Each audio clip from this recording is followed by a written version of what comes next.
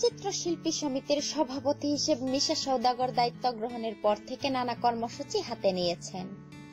তবে এখনকার ব্যস্ততা হলো আগামী ইফতার মাহফিলের আয়োজন।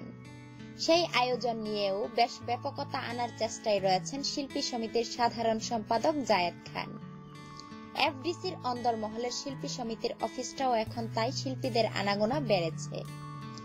এদিকে ঢাকাই চলচ্চিত্রের কিংবদন্তি অভিনেত্রী শাবানা বর্তমানে ঢাকায় অবস্থান করছেন। বেশ কিছু অনুষ্ঠানে যোগ দেওয়ার কথা থাকলেও এখন পর্যন্ত অংশ নেননি তিনি।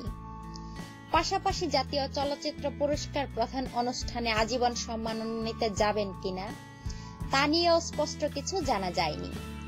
তবে গতকাল মিশা সওদাগর ছুটে গিয়েছিলেন চিত্রনায়িকা শাবানার বাসায়। শাবানার বাসায় কিংবদন্তির সাথে কি নিয়ে আলাপ হলো এ বিষয়ে মিশা সওদাগর বলেন, শাবানা আমার বড় বোন। বড় বোনকে দেখতে গিয়েছিলাম। আশীর্বাদ চাওয়াটাই সবচেয়ে বড় বিষয় ছিল। শিল্পী সমিতির সভাপতি বলেন, এছাড়া বর্তমান চলচ্চিত্র, নতুন ছবির বাজার এসব নিয়ে অনেক কথা হলো। বরাবরই খুব প্রাণ খোলা একজন প্রকৃত ভালো মানুষ তিনি আমাকে আশীর্বাদ করলেন। দারুণ এক সন্ধ্যা কাটালাম তার সাথে।